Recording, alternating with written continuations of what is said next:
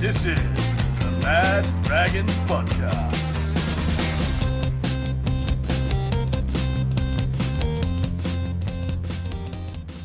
Well, g'day, ladies and gentlemen, and welcome to the Mad Dragons Podcast. How good is it being a Dragons fan? They can't give us just 5 minutes of joy. They can't let us have any feelings of positivity. The club announces the signing of Shane Flanagan as coach, and Dragons fans rejoice. We have secured the mastermind behind the Sharks finally turning off the porch light in 2016. We have a coach that has a proven ability to take a team from wooden spoon territory to a premiership in just a couple of seasons. This is a big deal for the club and a reason for Dragons fans to be wearing a grin from ear to ear. But they just can't let us be happy for long. Josh Kerr has been granted a release immediately, increasing our chances of getting our first ever wooden spoon as a joint venture. And now our best player, our halfback, our leader on and off the field in Ben Hunt, has demanded an immediate release, sending our preparations for 2024 into an immediate downward spiral. We have lurched quickly from absolute ecstasy to bone-crushing agony in the space of just days. And Dragons fans are now left clutching to a reality that includes indefinite mediocrity. So, Hasman, how was your bye week? Yeah, g'day guys. So yeah, probably should have saved heroes and villains for the night. Actually, now that I think of it, no, it's good seeing the boys. Give the old bye a toweling up. 66-0. It's not, it wasn't bad. I still don't think that Torrell Sline's a fullback. He still dropped too many balls against the bye, so don't want to get rid of him. I was really, really happy with the signing of Flanagan. I thought, thank fuck, we finally got an experienced coach who, as you've just said, took Cronulla from where we are now to winning the premiership within a couple of years. I was thinking, right, there's a light at the end of the tunnel. Then I see Josh Kerr, who, while he is a very much improved player this year on what he has been the last few years, I don't think he's quite the catalyst that you seem to think he is, Donnie, in terms of wooden spoon territory. To see him basically going. Are we a better team or a worse team with him gone? If we're a worse team, then it increases our chances of getting the spoon. Well, we'll find that out over the next sort of 9-10 weeks or so, won't we? No, we found it out during the first 19 weeks or however long we are into the season. He has been in our best 17 week in, week out. There's no doubt in the world that we're a worse team without him in the team. No doubt. Well, we'll have to agree to disagree on that one. And then I start reading all this Ben Hunt bullshit, which we'll get into a little bit later. And I was just thinking, oh, for fuck's sake, like, can we just have 5 minutes where we're actually happy and there's no bullshit going on? Well, apparently not. Yeah. All right. Well, we weren't initially going to do a show tonight, but when Shane Flanagan was confirmed, I thought we'd better get the Flannos out for Flanno. But Mick, I'm the only one that seems to own a Flanno, so maybe everybody else is a big fan of Anthony Griffin and Ben Hunt, and they're showing their support by not wearing their Flanno. What do you reckon? No, mate, I've actually got one in the cupboard, but I didn't. I wasn't normally meant to be on, so I wasn't quite ready for it. But yeah, mate, I could go get it. But no, look, yeah, with the Josh Kerr thing, I don't understand how we just let Josh Kerr go. I'm a bit more on your side there, Donnie. I think we're a worse team without him, and we shouldn't we're just letting Josh Kerr go with nothing. Are we getting anything for Josh Kerr going, or we just saying, okay, Josh, thanks, mate, bye bye? We get nothing. No, that's ridiculous. Surely that's ridiculous. Why would we do that? What benefit is it to the Dragons to let that tall as big as running forward go and just say we get nothing? Well, that's one thing I do not understand. We should get something for him. Plays 30 minutes a game and is the number one offloader in the entire club. He's like, I think 13th in the entire NRL for offloads, playing 30 minutes a game. He creates second phase play, gets us on the front foot. He's got the fastest play the ball of any forward in the NRL. Fastest play the ball of any forward in the NRL, and we're just going to let him go with nothing. You can't tell me that doesn't hurt us. No, mate, I reckon it's a big loss. I know, as Matt was saying, he's got a slightly sort of different view, but yeah, look, I wrote Josh, and I think it's a real shame for us that we're actually losing him because he's been pretty loyal at the Dragons, Kerr. And I wrote him as a forward, and just as a bloke, I think. Obviously don't know him personally, but just seeing how he conducts himself in the game and the way he plays the game, he's definitely going to be a massive signing for the Dolphins, that's for sure. Yeah, one suggestion I have seen, Mick, in terms of a possible benefit of Josh Kerr going is that his salary is now available, and maybe we can use his salary to upgrade Ben Hunt to entice him to stay. Oh, mate, look, yeah, that's a real big thing to sort of come out today with Ben Hunt saying that he wants to go.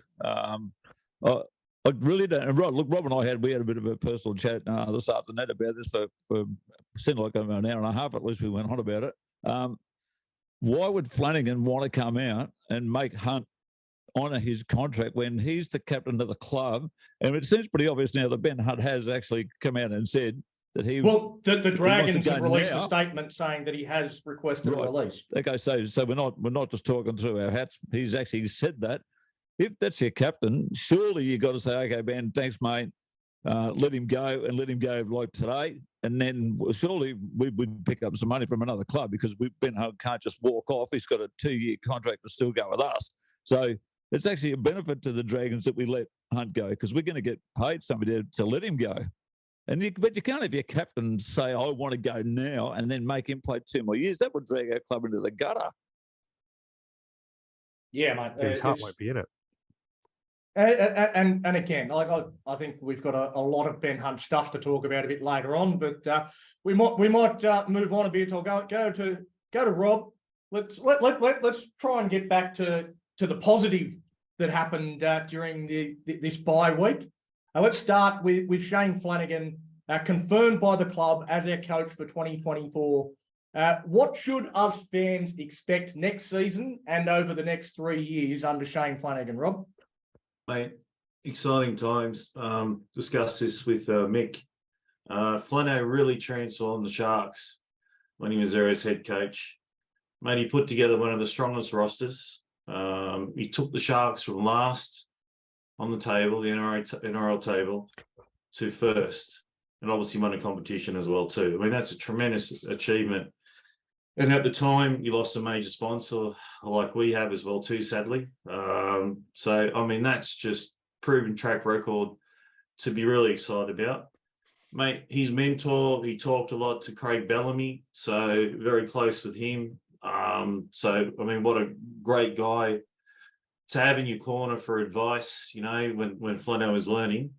I've got a few things written down here. Flanno is big on work ethic at training and improving discipline on the field and the bond between the players, which I think is exciting for us. He believes in strongly getting the players to a point where they start to believe in themselves. So they have belief, you know what I mean, that, you know, that we can do it, we can improve, we can get the best out of our players. He states, I wrote a quote from him, he states, being with young men, they'll always challenge you, but it's a good environment to be in when you're winning footy games. They work really hard for each other and they understand their roles at the moment. No one's bigger than the team, Benny Hunt. And everyone plays their part. I think they bring each other down to earth pretty quickly if someone starts to get a big head or anything like that. And I believe Flanno will rebuild the Dragons to be consistently a top 8 team eventually. Obviously, Rome wasn't built in a day. And what I like, Mick, about this is it'll help us in so many different ways. It'll help us with sponsors again. It'll help us with recruitment. It'll help us with the marketing. It'll help us with ticket sales. It'll help us with everything. It'll give us a boost. It'll give us a lift. Flanno, again, took the Sharks from last to first place on the NRL table, and they lost a major sponsor. I couldn't recommend personally more for a guy, and this is a person in myself, like you, Puff. I go back to Harry Bass days and Brian Smith and all that sort of stuff. And I just think Flanno is a man to refresh the Dragons, rebuild them. I think he's a perfect man for the job to get us to be successful again. And I know it's going to take a bit of time, but there's a lot to be excited about, Donny. Yeah, mate. I think that's a very well prepared answer, mate. And Thanks, mate. I think that there's plenty there for Dragons fans to take away from this week, even though there has again been a little bit of upheaval, and they're trying to keep us down as Dragons fans. I feel I don't know who it is that's trying to keep us down, but the man, I think. So rage against the man. But Jesse, Rob might have actually stolen a little bit of that sort of long-term focus of your next question, but sort of looking longer term. With regards to Flanno, what do you see as the benefits that Shane Flanagan can bring to the club over that sort of longer time frame, not just the next 3 years of his contract? Well, I listened to the Ryan Webb interview about Shane Flanagan's appointment the other day, and he said he hopes that Flanagan's there longer than those 3 years. Hopefully, he's there for 7, maybe 10 years, and he's out. Obviously, bringing us some success. I believe that he can bring us. Attract some names. I mean, he brought some big names to the Sharks. You look at names like the roster he had at the time. He brought players like Luke Lewis, Matt Pryor, James Maloney, young Jack Bird, Ben Barber. They were good players at that time. And he really made the Sharks a team that no one wanted to play against. We used to be one of those sides, and I think if Flanagan can get those things into place, we can get there eventually. And he's also identified that our pathways, he wants a big say on retention and recruitment, our pathways, and also he wants to have good people around him and good coaching staff. I think the board has to be on board with him, put things in place to help him set up and be successful. But he had a lot of old heads too in that time when he was coaching the Sharks, which brought them a lot of success. He's never missed a semi-final series either. So that's a proven track record as well. Wasn't Griffin basically the same? They'd never missed finals? No. They'd only missed finals once? Yeah, 2014 at Brisbane, yeah. But yeah, I think Flanagan is, we've been saying this for quite some time. He's the right coach. I think it's a shame that it's taken the club and the board this long to realise that. But yeah, I think if Flanagan gets once he gets the things in place he wants, and it'll be interesting to see who gets on his coaching staff too, because Ryan Webb actually has suggested that he'd like to see Ryan Kerr stay on board. He's done a tremendous job in the month since taking over from Cook, but I'd like to see hopefully Kerr does stay. But Flanagan, I hope he can take what he did at the Sharks and implement those sorts of systems at the Dragons, because yes, he's stuck with Hook's roster to start off, and hopefully he can get us moving up the ladder quickly, because he has that record. And man, you've put something in the private Zoom chat that you think that Flanagan might be able to bring to the club. Yeah, and I say this very much with tongue inside cheek. He can bring his son over as a ready-made replacement for Ben Hunt. He can bloody stay up there in Queensland for all I care. Fuck him. And added bonus, he can bring Woodsy back from Manly. Flano. He could do that. He could definitely do that. That'd be a great way to alienate Dragons fans straight away, and we'll have to think up something to start chanting to get rid of Flano. Jesse? I do have a little bit more to add too. Like when the Sharks won the comp, they knew how to grind teams out of the games. yeah, you look at those old heads of they had Luke Lewis, Paul Gallen, Wade Graham, Matt Pryor, Andrew Fafita, Michael Ennis, like some of the biggest names in the comp at the time. And yeah, you would not want to get into an arm wrestle with them because they were a team that, yeah, you wouldn't win if you got an arm wrestle with them. The only chance you have of beating them is scoring plenty of points. I don't know if that'll work in the modern game. That was what 7 or 8 years ago. What the game's changed.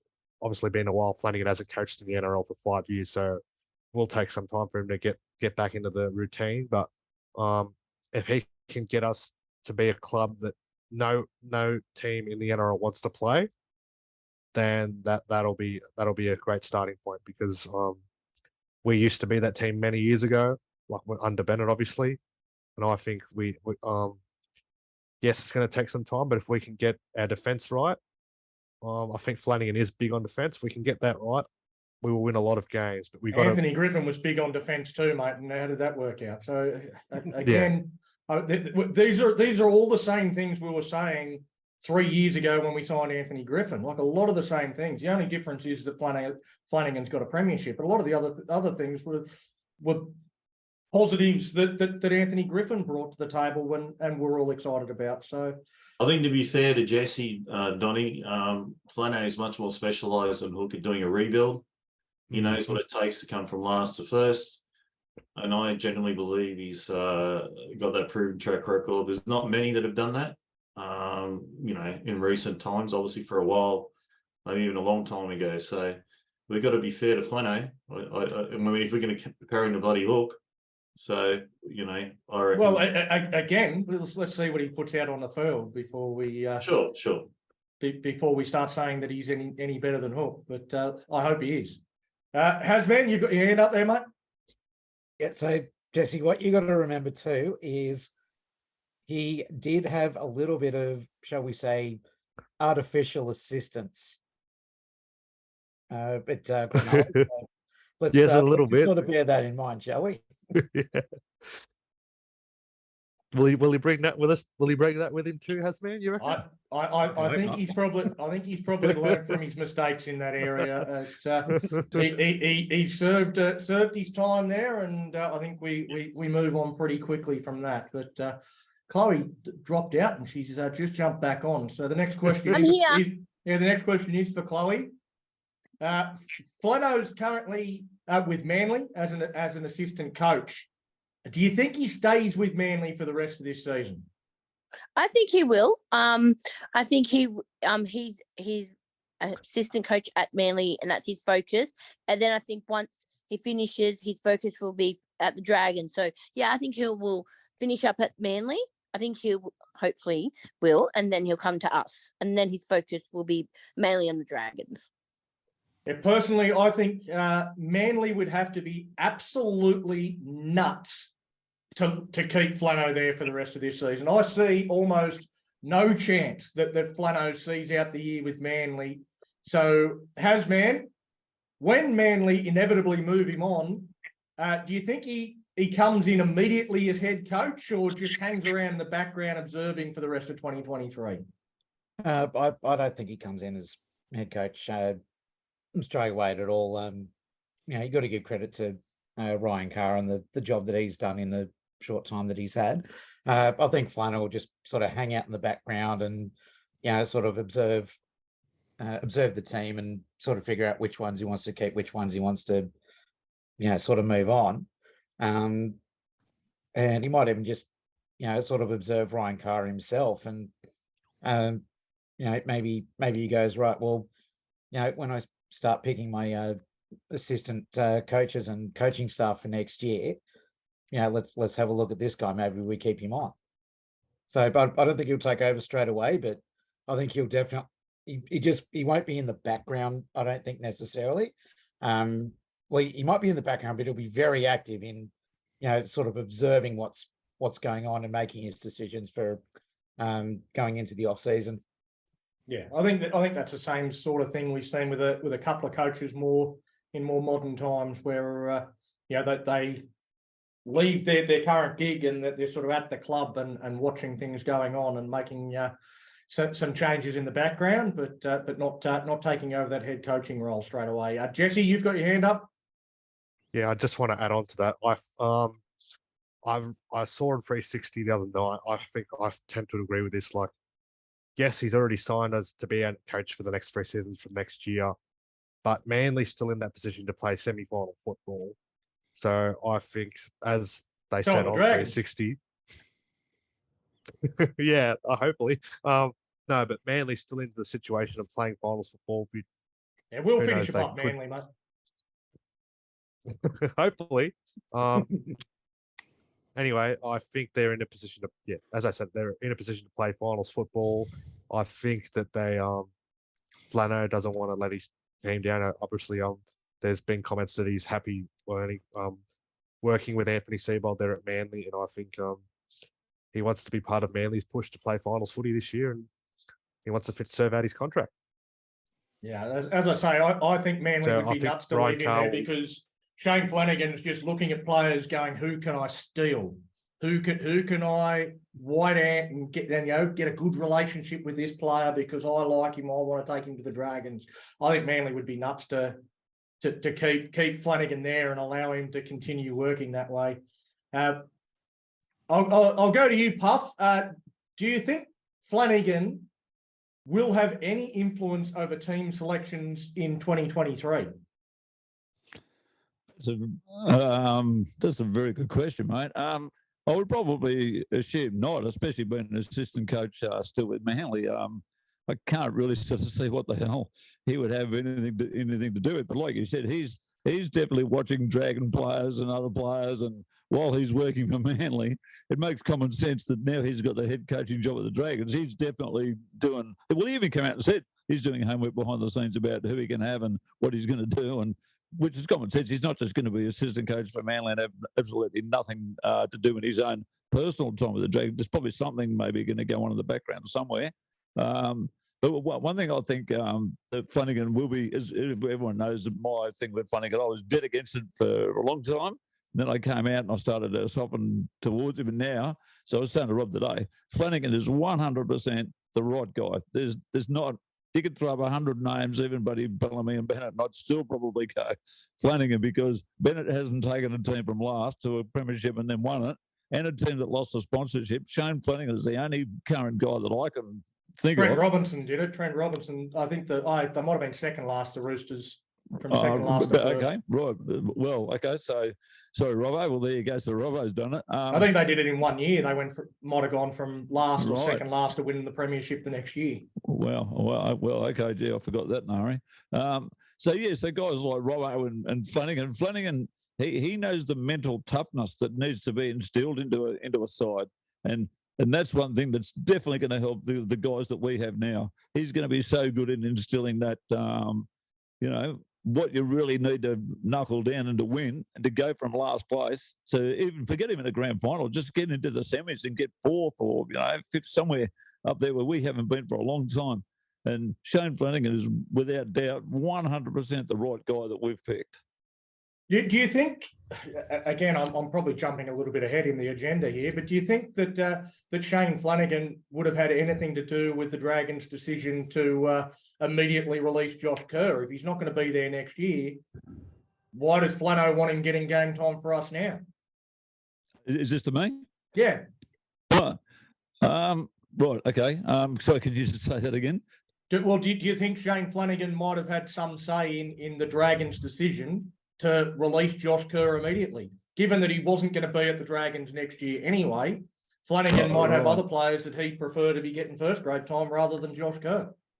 I don't think so, mate. I just don't think that Flanagan. I think now that he's been given the job, I think that's sort of like the end of it. I mean, none of us really know what he may have been doing in the background with the Dragons, but I think the fact that he's still employed with Manly, I don't really think he'd have anything to do with the Dragons. As we said, maybe the phone call at 10 o'clock at night, to someone in the club, which is not against the law. He can speak to whoever he likes. It's possible, but I just probably guessing. No, I probably don't think so, mate. Yeah, a lot of people saying Kerr equals salary cap relief. Why do we need salary cap relief? There's no players we can get right now. It doesn't. that line of thinking, I don't know whether that makes too much sense. But like you were saying, Dotty, like I mean, the stats that you were saying, he's obviously one of the top forwards in the game, and he's obviously one of the Dragons' top forwards as well. So for us to let him go, and we get zero compensation for letting him go, I don't really understand. Okay, maybe compassionate where Josh wants to go. So once again, the Dragons, we're being good guys, we're being nice blokes. We're saying, okay, Josh, thanks, mate. We'll let you go. It's more compassion to the Dolphins because they've got a bit of an injury crisis at the moment, and they desperately need players. Kerr's going there next year anyway. He's a Dolphins junior.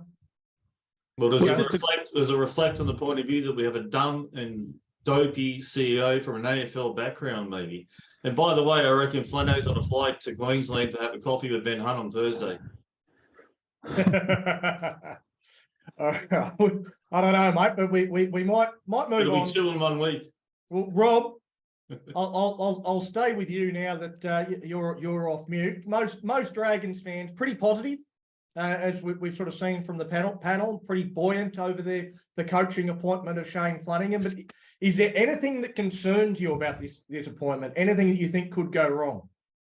The main thing for me, Donnie, is probably what we've talked about in the past, that Rome wasn't built in a day, and that this is a really tough task that, he's going to have to go with the existing players that he's got, and obviously then build a strong roster. I mean, I don't know the exact dates and time period with the Sharks, but I believe it was from 2010 to 2016 for winning the premiership, if that's correct or not. So I think that's my main concern about with the fans and supporters, that we've got to give Flanno time. I don't think it's going to happen in 5 minutes, but that's the main thing that I worry about. Maybe not much other than that, only that I hope that he can have total control in the board, and the CEO stay out of it like they did when Bennett was coaching. So that'd be my only other concern. I just think Flanno's, like what Puff says, the right man, right at the right time now for the job.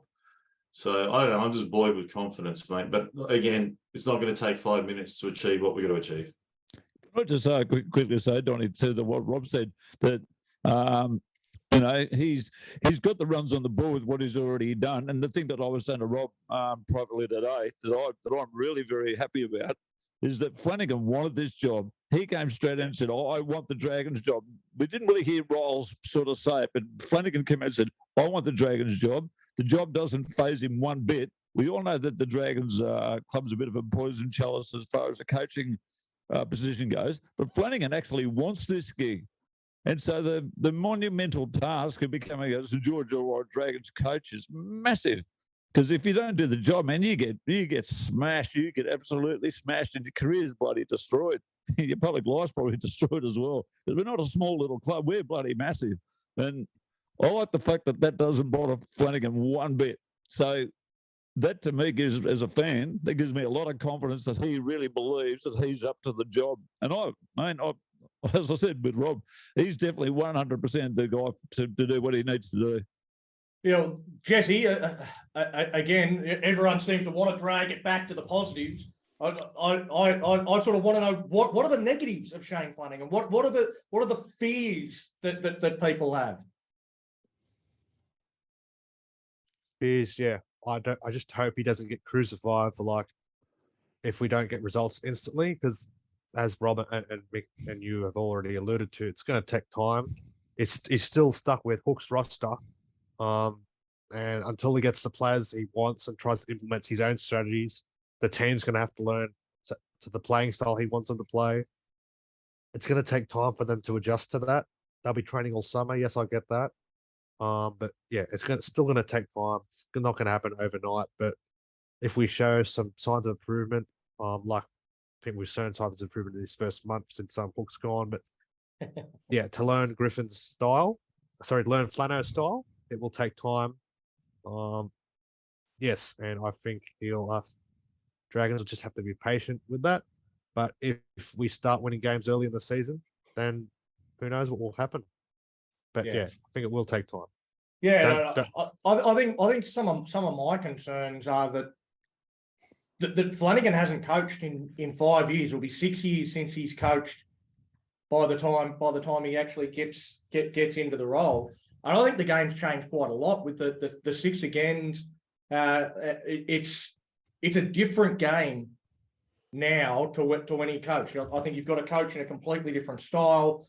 Does he have that sort of adaptability? Yes, he's won a premiership once at one point in time when he knew exactly the right way to coach. I think you've already sort of pointed to it, Jesse, that the types of players, the type of style that he played back then, and that's not going to work in the modern game. It's got to be something different to what he did back then.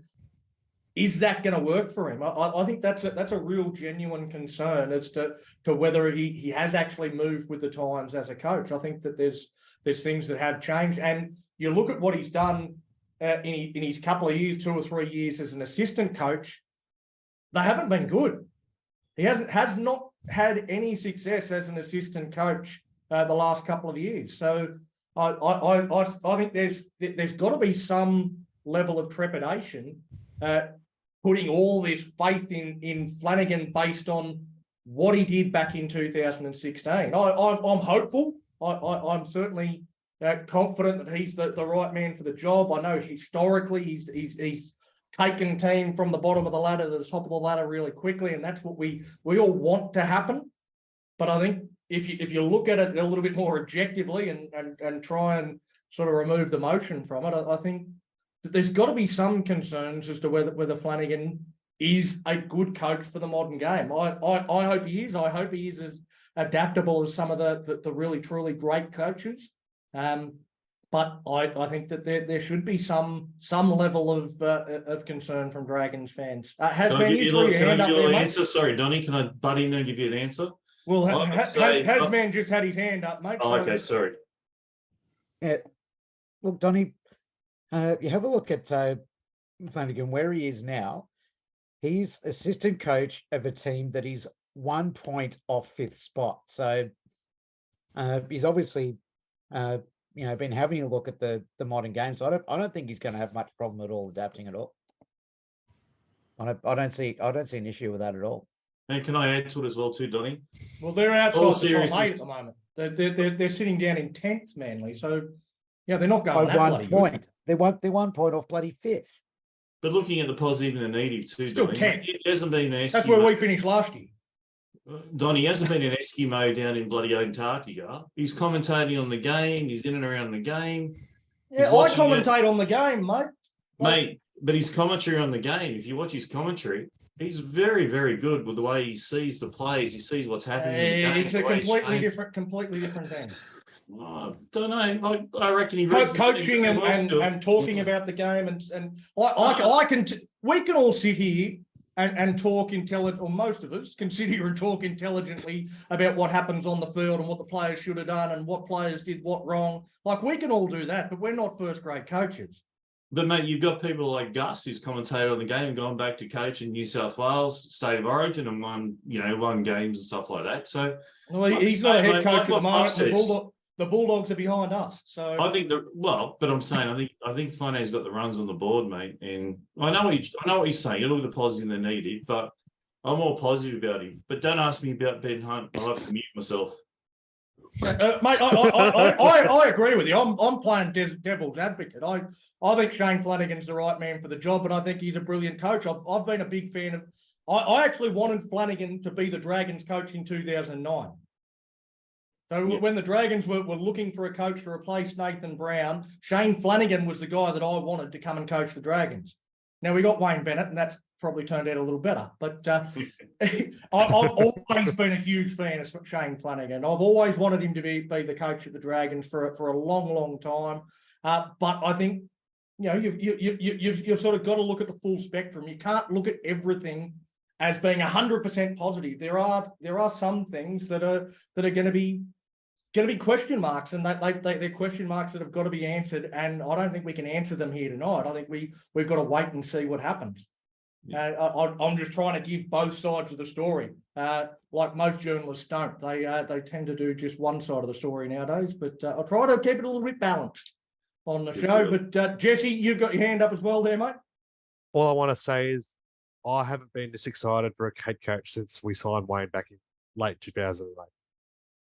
Yeah, he's got a good footballing brain, Flanno. And yeah, I just can't contain that how ecstatic I am to see the appointment of Flanno. He was actually my first pick when Mary got sacked. Obviously that didn't work out. Then yeah, now we've got him. Yep. Now we've got him. So let's see how it goes. Or Jesse, I'll stay with you. There's a couple of let's just say pure rumours. There's no real truth to these at all, but let's explore it anyway for a bit of fun about possible assistant or specialist coaches that Flanno could bring in. So let's get your thoughts on the first one. Paul Gallen. Well, I've shared my thoughts on the chat the other day. I've got a bit of a mixed opinion on it. He's always hated us, Gal. Yeah, I don't see the value in it. Like, why would you want to come to a club that you hate? Like, whenever the Dragons and Sharks played when he was still playing, he always tried to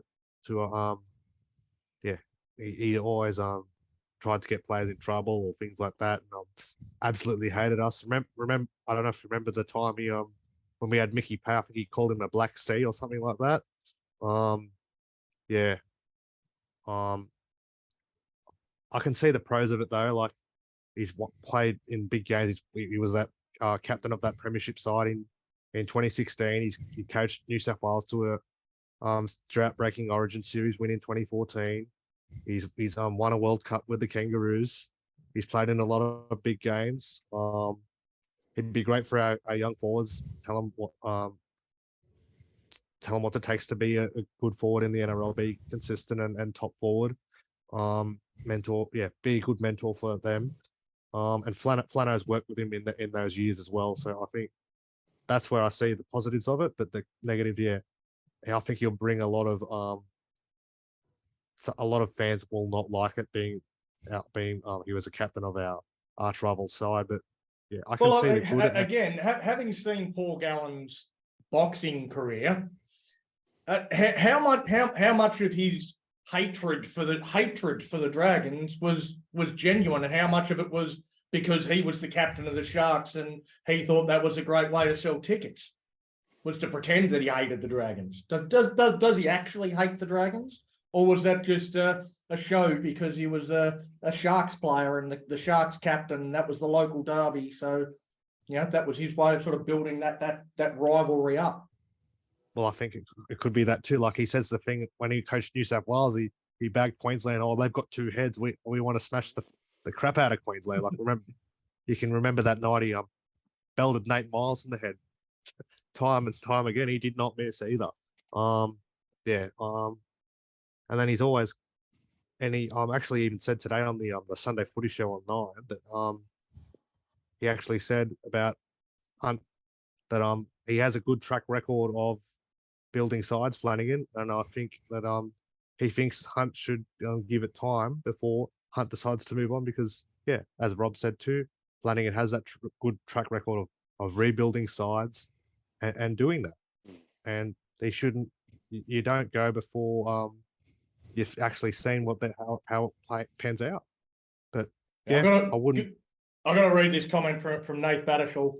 He says, Gallen loves money more than he hates the Dragons, so you never know. But yeah. I'll tell you what, just quickly, Dottie, if Gallen did come across as his assistant coach for the Dragons, I wouldn't mind it, because one thing Gallen definitely has in spades, mate, he's a battler. Gallen is an absolute battler, mate, and his boxing career proved it, mate. I mean, he knows how to keep picking himself up off the ground and just keep going and going and going and going, and that sort of tenacity and determination he could instill in the younger Dragon players, mate. So I would have no problem with Gallen. I don't think it'd happen, but if we did, I would have no problem with Gallen being assistant with Flanagan.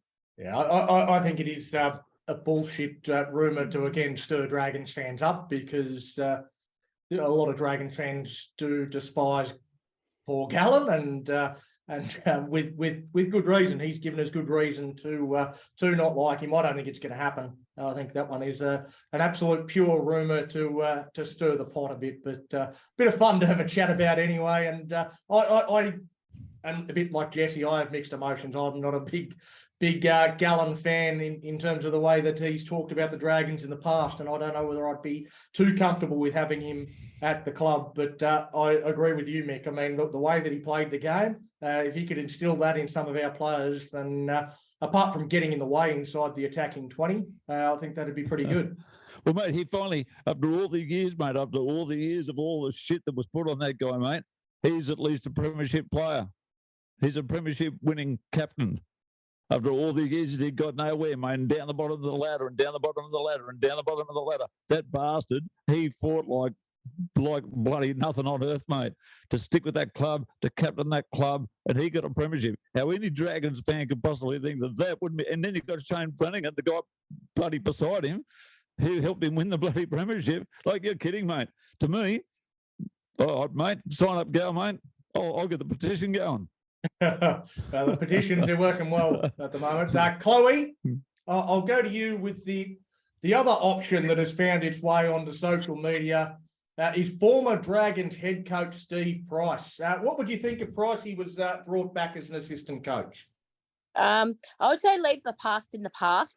We were dreadful with him, and his rate was 39%, and we had 22 wins to 38 losses. And no, we didn't play very well, and we were at 14th when he think we were around 14th mark. So no, leave him in the past and get a new person in, because we don't need the past creeping back in. This is a new page, a new year where maybe we are going to become up there, maybe premiers or runners up, but no, we don't need negativity and the past to come back. Well, that was Steve Price as a head coach, and I think we can all agree that he didn't go very well as a head coach. But he was also the assistant coach in 2010 when the Dragons won the premiership. He was the assistant coach in 2011 when we finished fifth, and then he went to the Sharks, and he was the assistant coach when the Sharks finished sixth, and his second year as assistant coach at the Sharks, they won the premiership. And then last year, he was assistant coach again back at the Sharks, and they finished second. So that's his record as an assistant coach. He's never missed the top 8. He's won 2 premierships in 5 seasons as an assistant. Again, he was the assistant coach to Shane Flanagan when they won the comp. He was the assistant coach of the Dragons last time we won the comp. I personally wouldn't have a problem at all with Steve Price coming back as an assistant coach. I wouldn't want him as a head coach, but I think he's got a great record as an assistant, and why not? He made Warrington a contender as well. Steve Price also won the World Cup Challenge when Wayne Bennett had to leave because his mum, I think, wasn't well. So Steve Price was left over there in England as an assistant coach of the Dragons, and we won the World Cup Challenge. He won the cup with Warrington over in England as well. I think he had 64% success rate as a head coach with Warrington. So did you could do a lot worse than if Steve Price came across. And again, he's got history with the head coach. So again, I don't think this is a serious rumor just yet, but I think a lot of Dragons fans dismiss it because they remember Steve Price, the head coach. But Steve Price, the assistant coach, goes all right.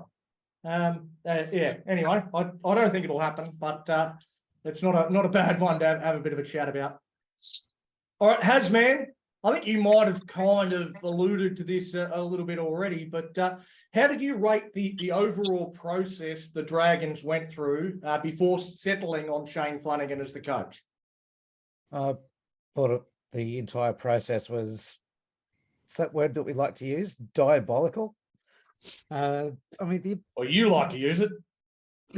Well, you bloody started it. Just all the fart assing around that they did with Riles, a complete lack of communication, pretty much from every angle, and then to basically, come out and say, he's the man that we want, and then, basically 24 hours later, we're hearing that he's basically Riles has told us to get fucked, which I think pretty much comes down to the fact that we weren't prepared to give him what all the control that he wanted. I mean, hindsight shows us we've probably dodged a bullet, with Rolls, to be honest. But Let's see if we're still saying that when he takes the Melbourne Storm to a premiership.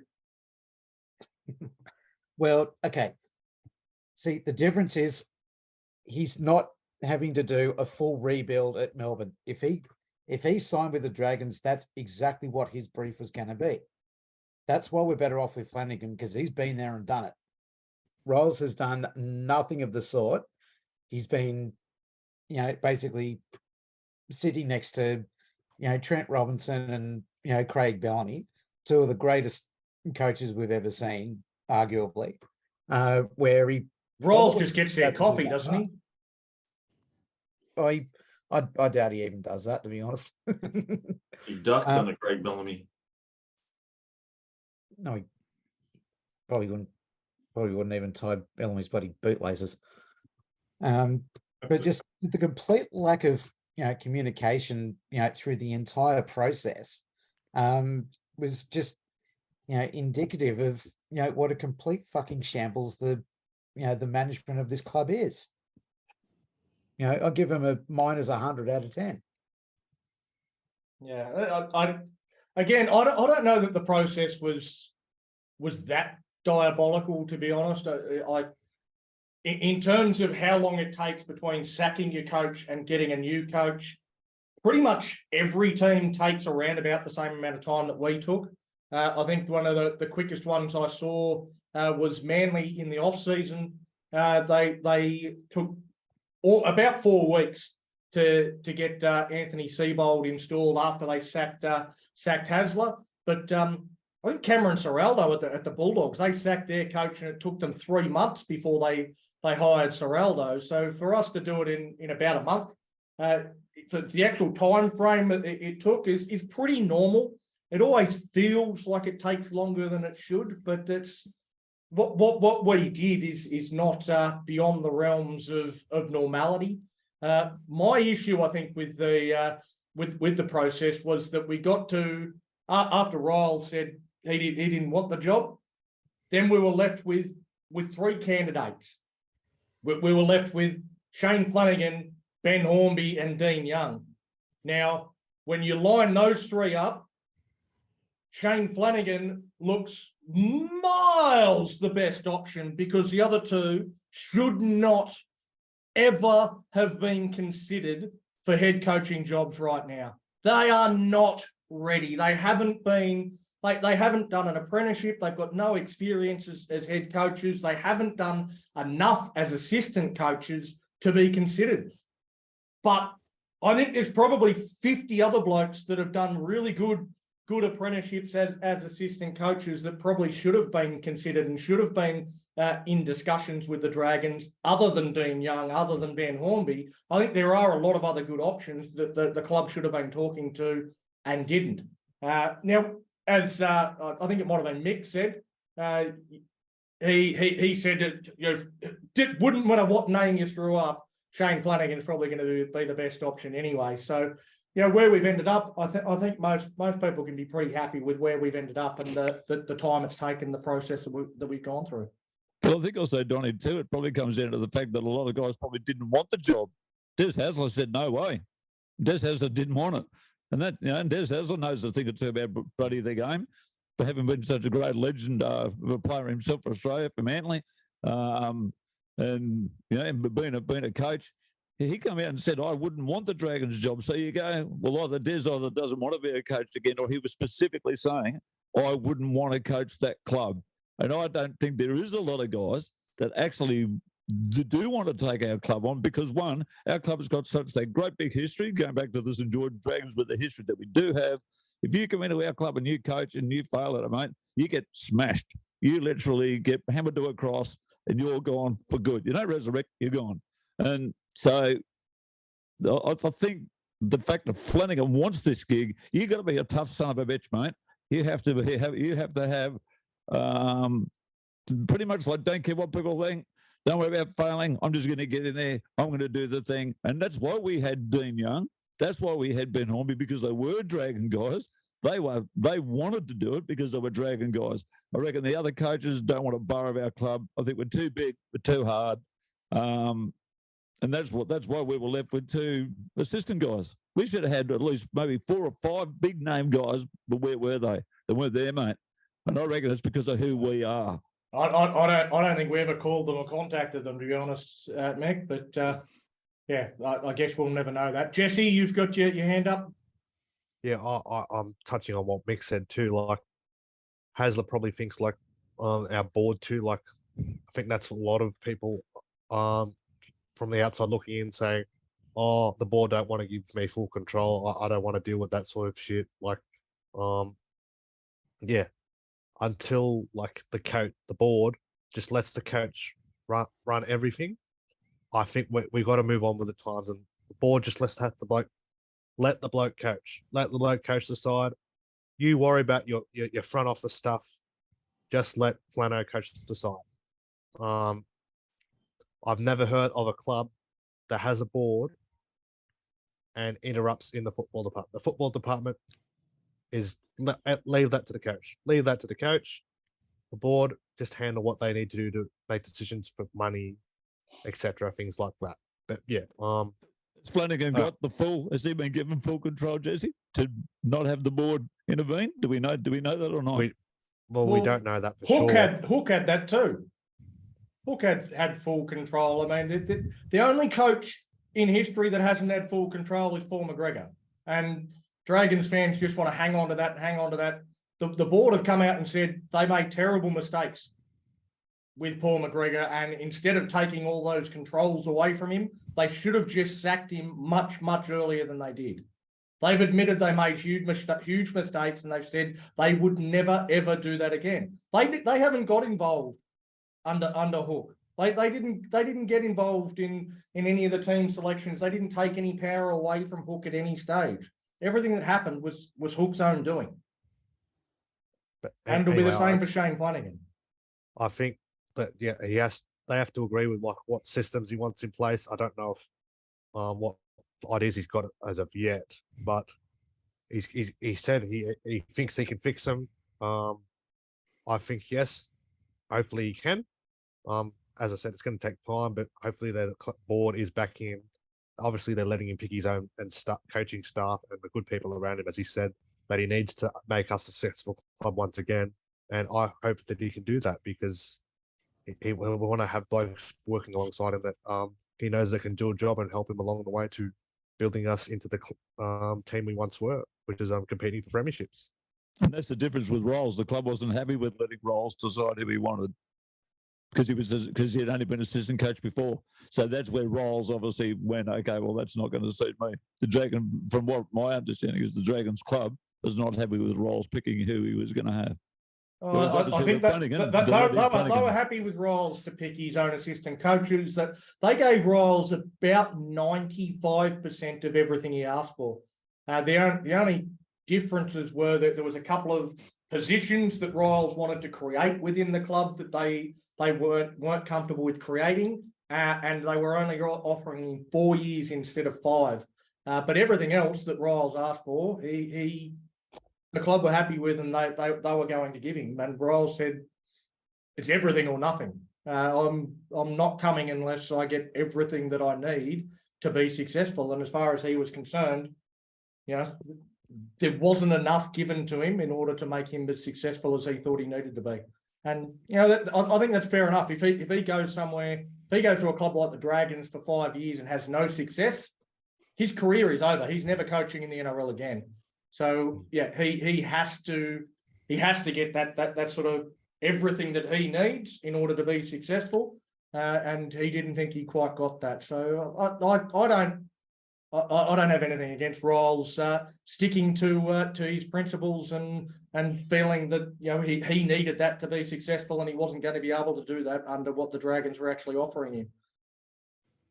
Yeah, I agree with that. Yeah, I think he's more set up with the Melbourne Storm. They've got good things in place, and again, they're going to be a top 4 side once again this year. I think they will be, as long as they've got this side. It would be rebuilding, as one of you boys said it earlier. Riles wouldn't be rebuilding Melbourne. He'd just be taking over. If Rolls Yeah. took on the Dragons, he's got to rebuild our club from last and do all that.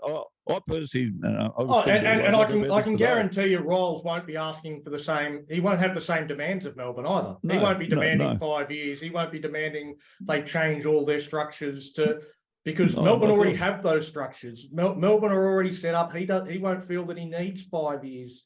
He'll take a 2-year contract with Melbourne and be confident that he's going to be able to be successful at that club in that system. But the Dragons, we need a complete rebuild. We need a complete overhaul.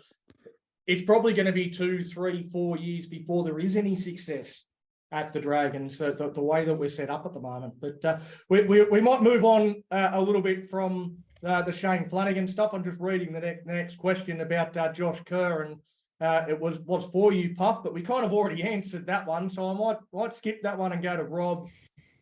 Again, on the Josh Kerr thing, do you see any positives at all to the Dragons in letting Kerr leave early? Donnie, I agree with you 110%, mate. Absolutely no positives at all. I rate Josh Kerr big time, Jess. I think he's a top player. I would have liked to have had him right up to the last minute for as long as we could have had him playing for us this season. He adds value. The stats are there. He's a big bloody bugger. And I would have loved to have still had him in the bloody team, moving forward the next couple of years under Flanno's coaching. I think Flanno would have got even better results out of him, but he's gone now. I don't know how that's happened, but I just rate that as front office, admin, absolutely useless. AHs, no time for them, mate. Ryan Webb, hopeless, mate. Yeah, again, I know I've been pretty big in saying that I'm disappointed to see Josh Kerr go, but digging down and trying to find some positives, I think there's an opportunity for a guy like Ryan Couchman to get upgraded immediately to the top 30, or a guy like Alec Tuatavake, who is down in the development squad at the moment, going into the top 30 next year. But maybe we can upgrade guys like that a little bit earlier, get them into that top 30 and get some NRL experience before the year is out. So that's probably the positives, is getting these young guys in that are actually going to be there next year, getting some minutes under their belt and in their legs, and they'll be better for it next year. So I think that's probably the positives I see in letting him go. But like I think Mick and yourself have sort of said, the fact that we actually get nothing for it, where we're just helping out the Dolphins, I'm not all for that. I don't think we should be helping out other clubs unless there's something we actually get for it. But again. But Donnie, let me just quickly throw one right out of the blue here. We were supposed to be getting some compensation for Ramsey. What the hell happened? We've got it, mate. We've got the compensation. We just haven't used it. Okay, well, just refresh my memory. What's the compensation for Ramsey? Well, we've got his so we've got an extra spot in our roster, right, and his salary has been added onto our salary cap, so we can go out and get another player to replace. So it's got to be a like for like replacement. So it's got to be a fullback / winger that can come in and replace him.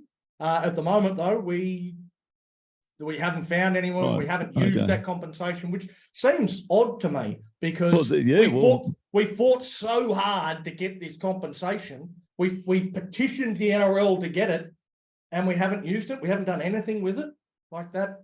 I don't know. That seems very strange to me. Well, that's sort of why I just upgrade other players either. Right. Okay. But that's why I sort of threw it out there, because I thought, well, what's happening with Ramsey? What's going on there? We haven't seen anybody, heard anything, and do we know what the financial compensation is, Donnie? No, we don't have a figure. I don't know what the figure is, but it'll be a portion. Basically, half of whatever Ramsey's salary is what we've got to offer. So it's a 6-month contract that we would be able to offer someone. Again, there's not going to be too many people willing to take that without any guarantee of a contract for next year. It's a tough sell to get a quality player to want to take that. But just on what Jesse said in terms of not being able to upgrade a player, so you can't upgrade the contract of a current top 30 player, but we could upgrade someone like, say, Trey Stewart. So we could upgrade Trey Stewart to a top 30 contract and use him, but you can't use that salary to increase Tyrell Sloan's pay package. Yeah, okay. You I got can't. it. Yep. We can't do that. So, yeah, there is some caveats there, but yeah, we just haven't used it. We just have not used the compensation we fought so hard to get. And how long have we had that compensation now? At least it's got to be a month, isn't it? Something like that. Couple of months, I'd say. I'd have to check the dates. But why wouldn't we? That sounds crazy that we got it. And as you said, we fought so hard to get it. Now we got it. We're not using it. That's just, I don't know. Well, you would have thought they would have had someone in mind. They would have had someone lined up. As soon as we got it, they would have been able to use it. But yeah, right. Again, it seems like we'll fight really hard to get this without an idea as to how we're going to use it. It's just I don't know, typical. So whose job in the club? Whose job in the club is it to actually be maybe going after that player to replace Ramsey? Is there a specific someone? Ben Harron or the non-existent recruitment manager, because we don't have a head of recruitment at the moment. Right. There's some talk that Nathan Brown has been sounded out about that role, but I haven't heard much about that lately. So Nathan Brown's taken a job as NRL development role at that's right. Yeah, you're right. Yeah, I had heard that. So obviously that's off the table. So he's at Parramatta now. Yeah, I don't know. It's a strange one. Anyway, Jesse, just breaking things up a little bit. We've got a viewer question that came in from a good friend Mad Lad, and this rumor has been doing the rounds a little bit. It's I've heard it from a few people now, and he wants to know if you've heard the rumor about Paige McGregor not playing in the NRLW this season. And if you have any thoughts on this, and do the Dragons have another signing to announce at some point in the near future for the NRLW? I don't know too much about it. It's only recent. I don't know all the ins and outs of it though. I'd rather not go deep into it without any relevant information or confidentiality or something like that. But I don't want to go deep into it. But if it's true, it would be a massive loss. She's ultimate competitor. One of the toughest players in that side last year and the year before that. New Zealand international too, and I'm guessing that's one of the reasons why obviously her older sister's Racine's come back and play alongside her. So I was looking forward to seeing that combination and looking forward to seeing them playing together. Yeah, that would leave a massive hole in our back line, already lacking experience. She's going to leave a massive hole there. I don't know what the go is, whether the Dragons can go chasing another player. All 10 rosters are now filled for the competition.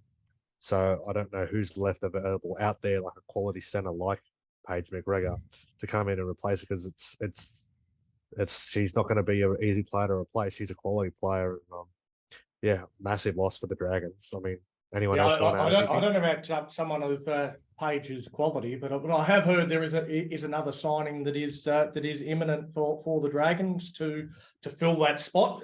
Again, I agree with you. I don't think it's going to be anybody of the quality of Paige, but I guess from my perspective, I mean, not knowing what's going on, I sort of jumped to sort of negative conclusions, I suppose. But I wish Paige McGregor all the best. It's you'd hope that everything's okay with her. Obviously, if she's taking the year off, then there's something going on in her life, whether it's an injury or an illness or something else. Then I hope everything's okay with her, because she's been with our club for a couple of years now. Has been an important player in our squad, and I hope everything's all right with her. And first and foremost, before worrying about what impacts it's going to have on our NRLW season.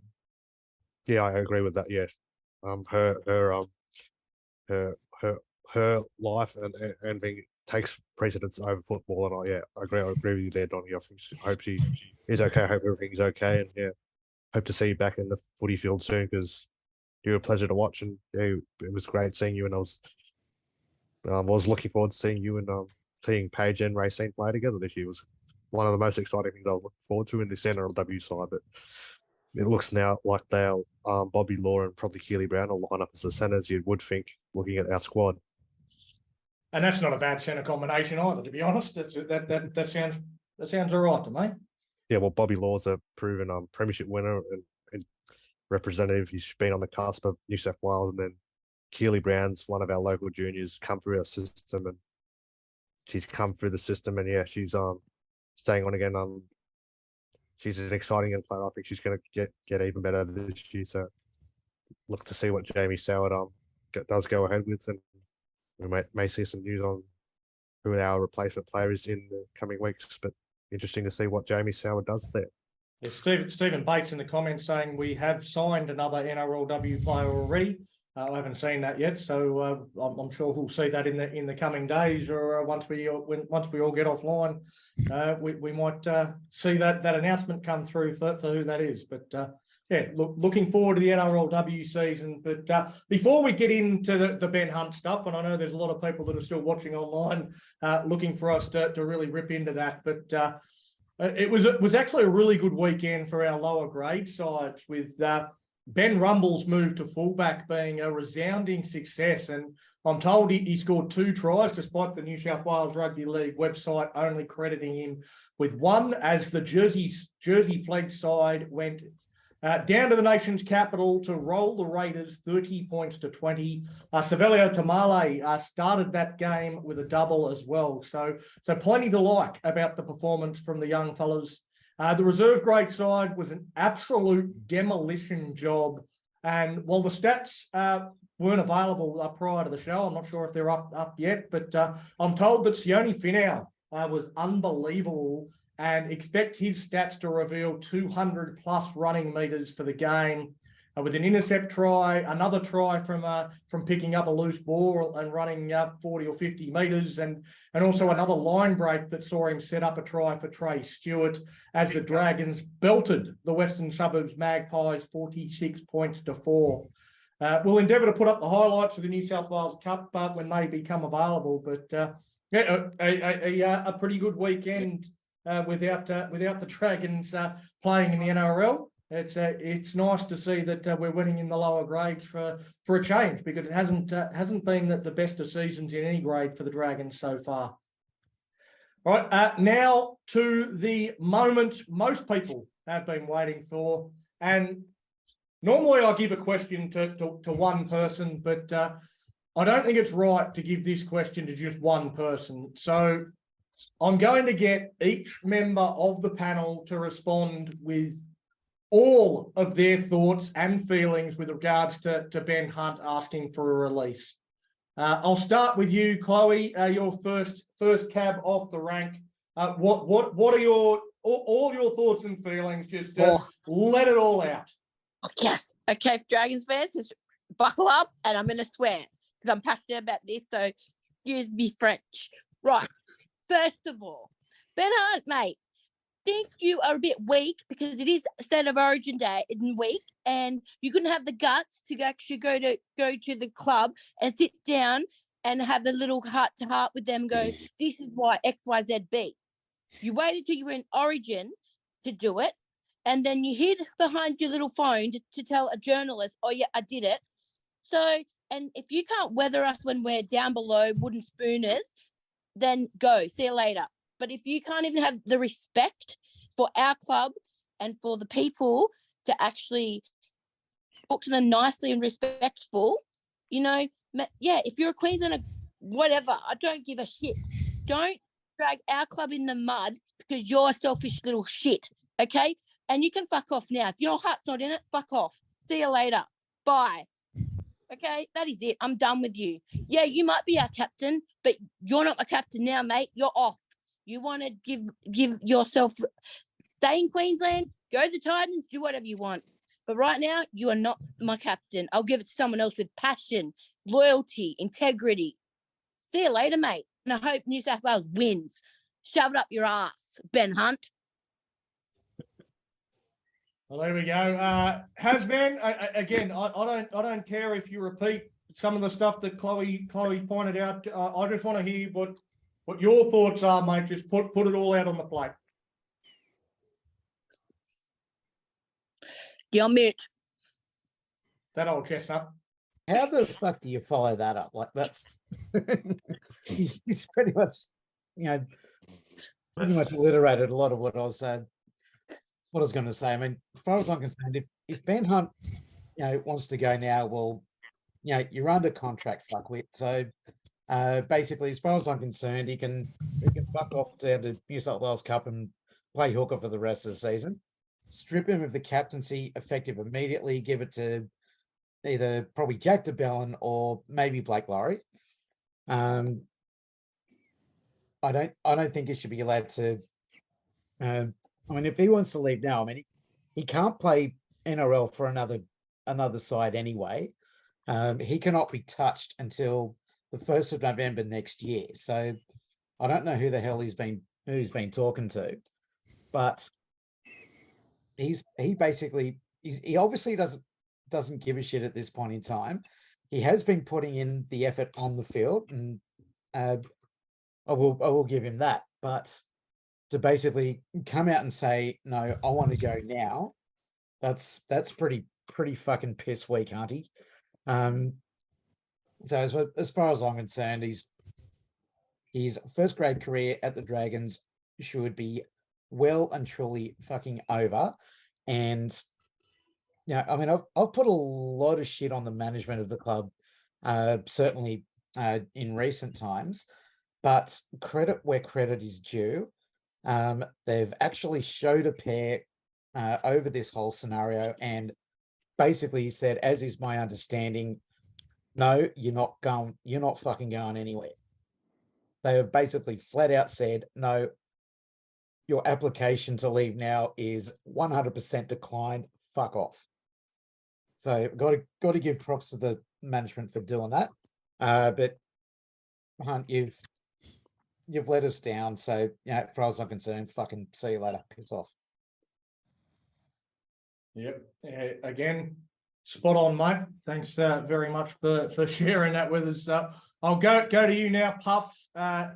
Again, just let us know your thoughts and feelings. I know that it's going to be different to what some of the other people have said.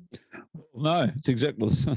Because, I mean, look, Ben Hunt hasn't done himself any favours by coming out and saying he wants to go now. And apparently, and someone can correct me if I'm wrong, apparently his wife has been on some social media platform and actually come out and said on her husband's behalf that my husband has played his last game with the Dragons. He wants out right now. Well, if that's the case, like what Chloe said and Maddie said, you just got to go now. And Maddie said it's good that the clubs come out and said, no way, mate, you're staying. Flanagan's come out and said, mate, I don't care. You're playing halfback. I'll give you that. But you're still going to finish your contract. That's all well and good. But at the end of the day, if you're going to have the guy who's the captain of the club wearing the red V with the Dragons crest on it saying, I actually don't even want to wear this, but I'll wear it despite the fact I've got a bloody contract to play for, that's going to poison our club. Flanagan now has the best chance to say, right, Ben, see you, mate.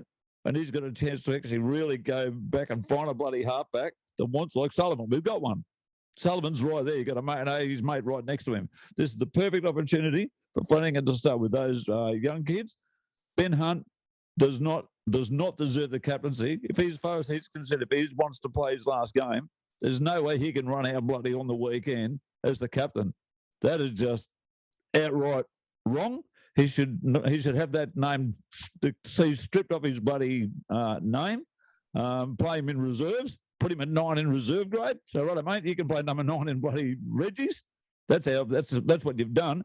Ben Hunt has put well, I can't say everything because I don't know them all, but I wouldn't think there'd be one Dragons fan after hearing that comment from Ben Hunt, because we all know he said it now. There's none of this, we're making it up, and Dean Ritchie said it, and some other people said it, but now we're all just reiterating it. No, Ben Hunt, he said it because the club has confirmed that he said it. So the club should say, okay, Ben, thanks, mate, see you later, and off you go. And I'll just put it to one of the panel before they say what they think about it. One quick question. How could he possibly be the captain of the Dragons after saying that? He can't. Yeah. Can he? He can't. No way. Right now. No. Right. Ryan Carr's made a lot of big calls. I think he's got to make this one too. Ryan Carr's got to come out and say, mate, you are no longer the captain, mate. And it's got to be to Bellin, straight up. Jack wants to play. He wants to sign another contract to the Dragons. Jack DeBellin's come out last week and said, I want to finish at the Dragons. That's the Dragon right in front of us. Ben Hunt's not a Dragon, and he never was. No, he's all about the money. He was Ben a Hunt to mercenary. me, I never ever saw Ben Hunt. And Rob and I spoke. We spoke about this at length today. We thrashed it out. Ben Hunt has never, in my mind, and in Rob's mind, and probably a lot of other people's mind, an actual proper dragon. He's a great player. He's been our best player. There's no question about that. But he's not an actual dragon. Jack Bell's a dragon. They even asked Zach Lomax and Blake Laurie on the Matty John show tonight, or why is Ben Hunt leaving? They both said, "Oh, money, more money." Well, I think they were taking the piss, mate. They were having a laugh, but Doesn't shout at Tommy. they did say that. But there's a few people that have commented that. But so Donny, I'll just quickly finish. One thing that I did pick up when in the Origin camp when they said to Ben, "Oh, how do you feel now that you've got guys who've signed Shane Flanagan?" And I know I might be mincing words and hearing what I want to hear, but he actually said, "Oh, I'm glad they've signed a professional first grade coach. I'm glad they've got a guy that knows what he's doing." He didn't say, "I'm glad we've signed," and I'm glad that we're going to do this. He said they've signed. And the fact that he said there, when the microphone was put on the spot, wasn't ready for it, he answered in the most honest way that he said when he said they've signed, which to me meant I'm not going to be a dragon. Yeah, no, I noticed the same thing and said the same thing in our group chat that at that doorstop interview, he very impersonal language. He was, exactly what you said. I'm very happy for them, not us. So, come on, he's a captain, and he said them, fucking them. You're kidding? Sorry, I shouldn't be swearing, but he said them, not us. And you're the captain, mate. If he's the captain. On whoever, I don't even know we're playing this weekend, but if he's a captain on Warriors, mate. Warriors, right? Yeah, down here actually in Wollongong. Yeah, if he's the captain on, is it Saturday? Jack's 200th game. Jack's 200th game. Right, mate. If he's the captain, our club is really doing something wrong. Ryan Carr's just got to go. Sorry, mate. I saw your interview, mate. You're playing number 9. Stick your head in the scrum. It's such a. As Chloe said, it's a really disrespectful thing as a captain to come out and say. He did it also when he was in Origin camp. He also did it supposedly on a text message on a bloody phone. Wouldn't you be doing that? To a journalist. Text message to a journalist. I mean, come on, Donnie. Surely as the captain of the club, you sit down with bloody Ryan Webb and bloody Brian Kerr and you just say, "Okay, boys, I want to piss up. I want to go on Thursday." Is that okay? You don't do it when you're in Origin and on a phone to a journalist. I think that's just like Chloe said. Well, mate, he's done it while he's in Origin camp because he's a coward. He's a coward. He's done it while he's in Origin camp, so he doesn't have to face his teammates. Yeah, like it's complete bullshit. He's a weak-gutted dog. No offense to anyone, but he's a weak-gutted dog. So you like Ricky. Yep, that's it. He's weak. He's hiding. Ricky. Yeah, of course. He's hiding. He's a coward. He's hiding. How's Ben Hunt going to be treated on Saturday night if he does play? I think he's going to get he's going to get a lot of boos if he plays Friday night. He's going to cop big time. Well, how Hasman, you've chucked your hand up there, mate. Sorry. Yeah. So now the journalist that he's basically spoken to was, your favourite and mine, Buzz fucking Rothfield. I mean, so there you fucking go for a start. But Buzz Rothfield did a poll on social media saying, should Dragons release Ben Hunt or force him to honour his contract? And 69% of respondents said release him. Yeah. The majority of Dragons fans that give a shit about Buzz Rothfield, which isn't many, admittedly, but 69% of them have basically said, nah, drop him. Rob, I know you've got some very passionate views on this topic as well, so take it away, and we might come back next week. I won't keep you long. To pick up on Buzz's thing, I'm the same as everybody. The journos. But Buzz did say on Fox that he got a text message from Ben Hunt. So, I mean, he'll be blatantly lying. Got a text message when he woke up in the morning. But here you go. I like to write things down. I'll start with question time in Parliament for the gutter there. Shame, Ben Hunt. This is Ben Hunt. Ben Hunt will be happy if he has played his last game for the Dragons. Well, good on you, Ben Hunt. No one player is bigger than the club. I allude to what Mick said. Mick, it's pride in the jersey and the red V. He does not have pride in wearing the red V. He's now proven he doesn't want to wear this jersey anymore. So there's one word for him. There's the exit. There's the door. On your bike, go back to Queensland, your banana vendor. Sorry, Big T. And go and live up there on the beach, mate. On Broad Beach on the Gold Coast where you belong. You're a bloody disgrace. Absolute disgrace. You never deserve to even be in the red V jersey ever again, let alone be the bloody captain. If he runs out, if he's still at our club next week and runs out as captain, that's an absolute disgrace. Jack de Bellin's 200th game as well too. JDB is a passionate player. One red eye and one white eye. He should be the captain moving forward. And then maybe one of the young guys like bloody Bud Sullivan. Get rid of Hunt. He doesn't deserve to be in our red V jersey. Bloody disgrace. Finished, Donny. Good, mate. Well done. No, I thought that was going to go longer, but you've done really well. I know it's something that you've spoken about a lot over the last couple of days, and you and I have gone backwards and forwards a little bit over it. But yeah, it's something that you're very, very passionate about, and I respect that greatly. Jesse, we won't skip you, mate. Let us know what you think. Well, I pretty much agree with everyone that's commented already. Yeah, that's a big slap in the face. Like, the club's paid him all this money. He hasn't really returned the favor. I know, yes, he's been one of our consistent players, but yeah, I agree. If he wants to go now, I would dump him as captain, strip him of the captaincy. Ryan Carr's made a lot of bold calls, made some strong calls in his month in charge. I think he's got to make another one. Take Ben Hunt out of the side, let alone take him the captaincy away from him. Give it to someone that wants to be in the club. Jack de Belin wants to be in the club. He bleeds red and white. Ben Hunt, I think, is all about the money.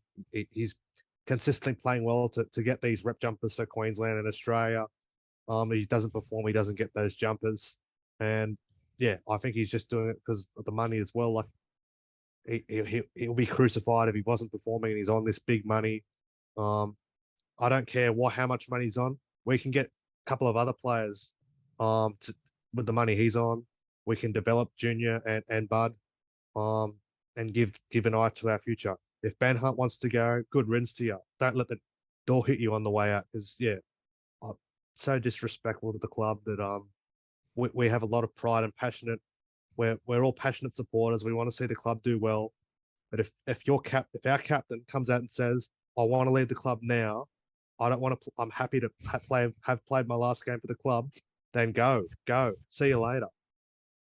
And you don't get any money from the Dragons either from it. You go with nothing. Piss off. Yeah, mate. Again, if he runs out on Friday, I'll be really pissed off. Well, if he runs out as captain, I think, yeah, you have every right to be pissed off, and I think everyone on the panel is in agreement that he can't be the captain anymore. He cannot be the captain in this club going forward.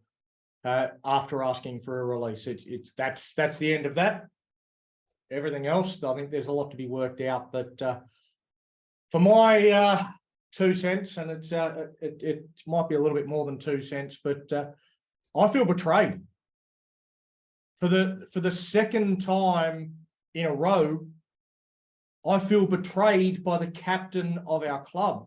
There is no greater honour that can be bestowed upon a player than to be made captain of their club. It is an honour that should only ever be given to the ultimate team player, the player that gives everything for the jersey and will never, ever quit. They are the player that all fans love and respect. They should never, ever want to leave. The Dragons have made huge mistakes with the last two captains they've selected. They've simply picked the best player. Mercenaries that couldn't give two shits about the club. When a captain says they want to leave, it is a personal attack on every Dragons fan. Ben Hunt is signed. He signed a 2-year extension last year, knowing full well that his mate Hook would be out the door if the Dragons didn't perform. The club did the right thing and refused to put a clause in his contract tied to Griffin. Hunt was not forced to sign that contract. He signed it anyway. He cannot now turn around and pretend that he has a valid escape clause. He does not.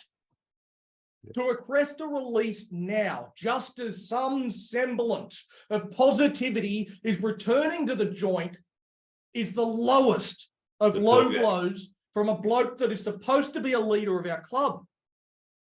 Now, I can see multiple different points of view in terms of what should be done now. I understand the Dragons fans saying that we should force him to see out his contract. If we do that, I actually have no doubt that he will continue to be a professional and will continue to be our best player. There is a possibility that his performances decline, and we have a player on upwards of $900,000 a year playing like a busted ass. And then we could force him to play dummy half or drop him to reserve grade out of spite. But what benefit is that going to be for our club? I also understand people like Rob who say we should grant him a release immediately. We don't want a player in our squad that doesn't want to be there, that doesn't want to play for this club, that doesn't bleed red and white. If you're not fully committed, how can we get the Red V back to any sort of position of dominance? Let's free up a shit tin of cash and use it to build a dominant forward pack that Jaden Sullivan can play behind.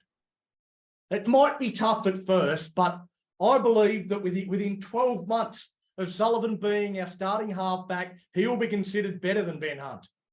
I think the team can be better with a strong forward pack and Sullivan at 7 than we are now with a weak forward pack and Ben Hunt. We never should have extended Ben Hunt anyway. And this season always should have been Hunt's last at the club. So this gets us back to where we probably should have been all along. So that's my position as well. But I also get those that come from the position of pride. Hunt signed a contract. And not that bloody long ago either. And contracts should mean something. If we just let go of every single player that wants to leave, what the fuck is the point of contracts in the first place? Ben Hunt is our best player. Without him, we almost certainly get the spoon this season. And with not much quality on the open market, it looks likely that without Hunt, we would start 2024 as hot favourites to get the spoon again. So we are not currently in a position where we can seriously consider releasing him immediately or for even the 2024 season. With a bit of notice, we might be able to look at the market and grant him a release from the final year of his contract. But as it stands, the Dragons have refused Hunt's release request.